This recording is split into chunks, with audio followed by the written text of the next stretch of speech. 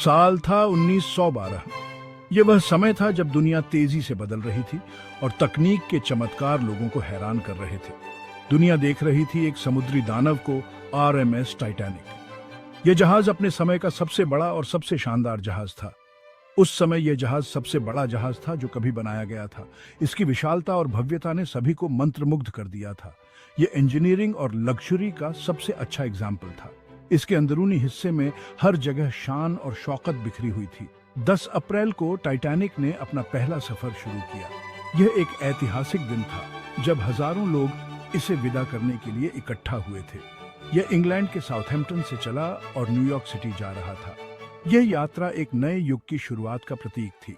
जहाज पर हर तरह के लोग थे। सबका सपना था अमेरिका में एक नई जिंदगी। अमीर और गरीब सभी एक ही मंजिल की ओर बढ़ रहे थे। उन्हें क्या पता था, किस्मत को कुछ और ही मंजूर था। समुद्र की गहराइयों में छिपी हुई थी एक अनकही कहानी। टाइटैनिक 2200 से ज्यादा लोगों की उम्मीदें और सपने अपने साथ ले जा रहा था। हर कोई अपने भविष्य के सपनों में खोया हुआ था। फर्स्ट क्लास पैसेंजर्स आराम और ग्रैंडियर में डूबे हुए थे। उनके लिए यह यात्रा एक शानदार अनुभव था। सेकंड क्लास पैसेंजर्स आरामदायक कमरों का आनंद ले रहे थे। उनके लिए यह यात्रा एक अवसर था अपने जीवन को बेहतर बनाने का। थर्ड क्लास पैसेंजर्स, जिनमें ज्यादातर इमिग्रेंट्स थे, नई शुरुआत की तलाश में थे। उनके दिलों में उम्मीद और उत्साह था। टाइटैनिक सिर्फ एक जहाज नहीं था, यह समाज का एक छोटा सा रूप था जो एक अनजान मंजिल की ओर बढ़ रहा था। यह एक यात्रा थी जो इतिहास में हमेशा के लिए दर्ज हो गई। आरएमएस टाइटैनिक इंजीनियरिंग और डिजाइन का एक कमाल था। आयरलैंड के बेलफास्ट में हार्लैंड एंड वुल्फ द्वारा बनाया गया, यह इंसानों द्वारा बनाई गई अब तक की सबसे बड़ी चलती हुई चीज थी। जहाज की लंबाई 882 फीट और चौड़ाई 92 फीट थी। इसका विशाल आकार देखने वालों को हैरान कर देता था। टाइटैनिक को 15 वाटर टाइट बल्कहेड्स द्वारा 16 कंपार्टमेंट्स में बांटा गया था। इस डिजाइन की वजह से इसे प्रैक्टिकली अनसिंकेबल कहा जाता था। इसमें शक्तिशाली इंजन्स थे जो 23 नॉट्स यानी 26 मील प्रति घंटे की रफ्तार से इस विशालकाय जहाज को आगे बढ़ा सकते थे। जहाज की भव्यता इसके आलीशान इंटीरियर्स में साफ दिखाई देती थी, जिनमें भव्य सीढ़ियां, शानदार डाइनिंग सलून्स और आलीशान स्वीट्स शामिल थे। अपने एडवांस्ड डिजाइन के बावजूद टाइटैनिक में सेफ्टी प्रोविजंस की कमी थी। हालांकि इसमें लाइफ बोट्स थे, लेकिन वे सभी यात्रियों और चालक दल के लिए पर्याप्त नहीं थे। जहाज के न डूबने की बात पर विश्वास ने लापरवाही को बढ़ावा दिया। लाइफ बोट ड्रिल्स नहीं किए गए, जिससे इवैक्यूएशन के दौरान अफरा तफरी मच गई। जहाज पर कम्युनिकेशन सिस्टम्स भी अपर्याप्त थे। वायरलेस ऑपरेटर्स मुख्य रूप से पैसेंजर्स के मैसेजेस हैंडल करते थे। इससे दूसरे जहाजों से मिले क्रूशियल आइसबर्ग वार्निंग्स के ट्रांसमिशन में देरी हुई। इन वार्निंग्स का जवाब देने के लिए क्लियर प्रोसीजर्स और अर्जेंसी की कमी घातक साबित हुई। 14 अप्रैल 1912 की रात को टाइटैनिक इतिहास में दर्ज हो गया। समुद्र शांत था, आसमान साफ था, लेकिन हवा बहुत ठंडी थी।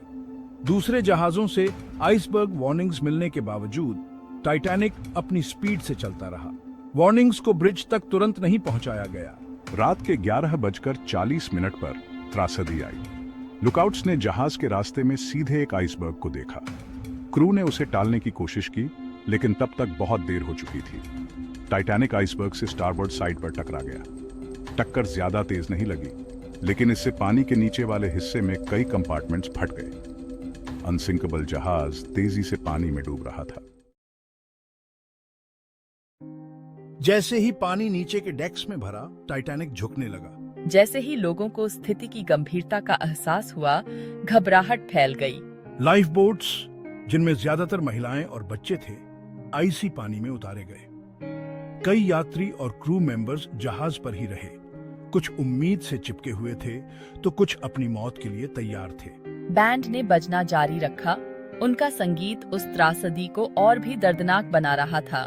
2:20 पर टाइटैनिक 2 हिस्सों में टूट गया। उसका पिछला हिस्सा लहरों में डूबने से पहले हवा में ऊपर उठा।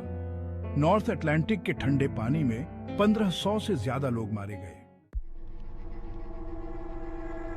Section 6 Why the Titanic Remains। Titanic का मलबा 12,000 फीट से ज्यादा गहरे समुद्र तल पर पड़ा है। यह गहराई इतनी अधिक है कि वहां तक पहुंचना बेहद चुनौतीपूर्ण है। बहुत ज्यादा दबाव, खारे पानी का कोरोसिव इफेक्ट और जहाज के विशाल आकार की वजह से इसे सैल्वेज करना बहुत मुश्किल और इम्प्रैक्टिकल काम है। समुद्र के तल पर इतना दबाव होता है कि यह किसी भी संरचना को आसानी से नष्ट कर सकता है। मलबे की नाजुक हालत इसे ऊपर उठाने के किसी भी प्रयास को और भी जटिल बना देती है। समय के साथ यह और भी कमजोर हो गया है, जिससे इसे छूना भी खतरनाक हो सकता है। इसके अलावा टाइटैनिक को अब एक समुद्री कब्र माना जाता है। यह जहाज उन लोगों की याद दिलाता है जिन्होंने उस भयानक रात को अपनी जान गंवाई थी। उस भयानक रात को अपनी जान गंवाने वाले कई लोगों का विश्राम स्थल।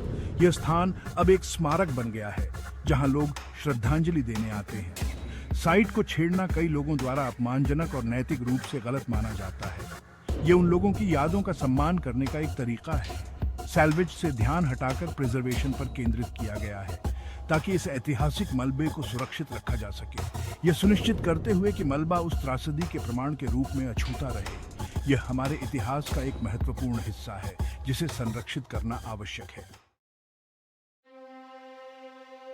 Section 7 Discovering the Past। 1985 में रॉबर्ट बैलार्ड के नेतृत्व में एक संयुक्त अमेरिकन फ्रेंच एक्सपीडिशन ने टाइटैनिक के मलबे का पता लगाया। एडवांस्ड सोनर टेक्नोलॉजी और रिमोटली ऑपरेटेड व्हीकल का उपयोग करके उन्होंने जहाज के अवशेषों की पहली इमेजेस ली। इस खोज ने टाइटैनिक की कहानी और इसकी स्थायी विरासत में नए सिरे से रुचि जगाई। सबमर्सिबल्स और रिमोटली ऑपरेटेड व्हीकल्स का उपयोग करके बाद के एक्सपीडिशंस ने wreck साइट का एक्सटेंसिवली दस्तावेजीकरण किया है। उन्होंने जहाज और उसके आसपास के मलबे के क्षेत्र से आर्टिफैक्ट्स बरामद किए हैं। ये ऑब्जेक्ट्स उस समय के लोगों के जीवन और उस बीते युग की समृद्धि की झलक दिखाते हैं। Section 8 remembering the Titanic. Titanic का डूबना इतिहास की सबसे घातक समुद्री आपदाओं में से एक है।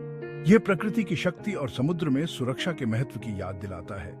इस त्रासदी ने दुनिया भर में अनगिनत किताबें, फिल्में, डॉक्यूमेंट्रीज और मेमोरियल्स को इंस्पायर किया है। टाइटैनिक की कहानी पीढ़ी दर पीढ़ी लोगों को प्रभावित करती रही है। ये मानवीय महत्वाकांक्षा, टेक्नोलॉजिकल मार्वल और अंततः मानवीय कमजोरी की कहानी है। इस आपदा से मिले सबक ने मैरीटाइम सेफ्टी रेगुलेशंस और प्रैक्टिसेस को आकार दिया है, यह सुनिश्चित करते हुए कि ऐसी त्रासदी फिर कभी न हो।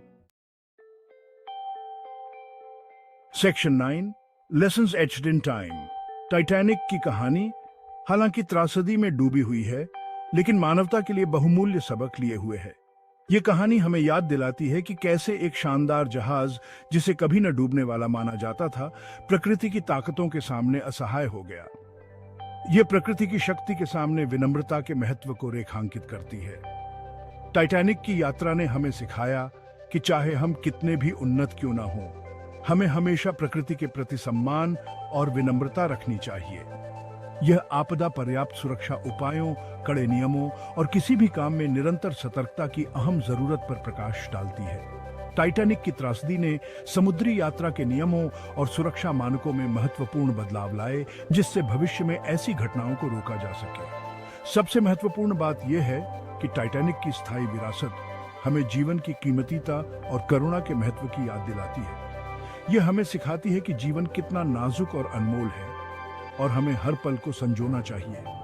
यात्रियों और चालक दल के सदस्यों द्वारा दिखाए गए साहस, निस्वार्थता और बलिदान की कहानियां पीढ़ियों को इंस्पायर करती रहती हैं। उनकी कहानियां हमें यह भी सिखाती हैं कि संकट के समय में मानवता और एकता कितनी महत्वपूर्ण होती है। जब हम टाइटैनिक को याद करते हैं, तो हम उन लोगों की याद में सम्मान व्यक्त करते हैं जिन्होंने अपनी जान गंवाई और उनकी कहानियों को अपने साथ लेकर चलते हैं, एक सुरक्षित और अधिक दयालु दुनिया बनाने का प्रयास करते हैं। उनकी यादें हमें प्रेरित करती हैं कि हम अपने समाज को बेहतर बनाने के लिए निरंतर प्रयासरत रहें। इस वीडियो को देखने के लिए शुक्रिया। अगर आपको हमारा कंटेंट पसंद आया तो लाइक और सब्सक्राइब जरूर करना। मिस्टीरियस टीवी पर और भी मजेदार और ज्ञान से भरी वीडियो देखने के लिए यहाँ आपको मिलेगा ज्ञान का भंडार। तो अभी सब्सक्राइब करो और नई नई जानकारियों का लुत्फ उठाओ, सिर्फ मिस्टीरियस टीवी पर। और रहस्यों की दुनिया में खो जाओ।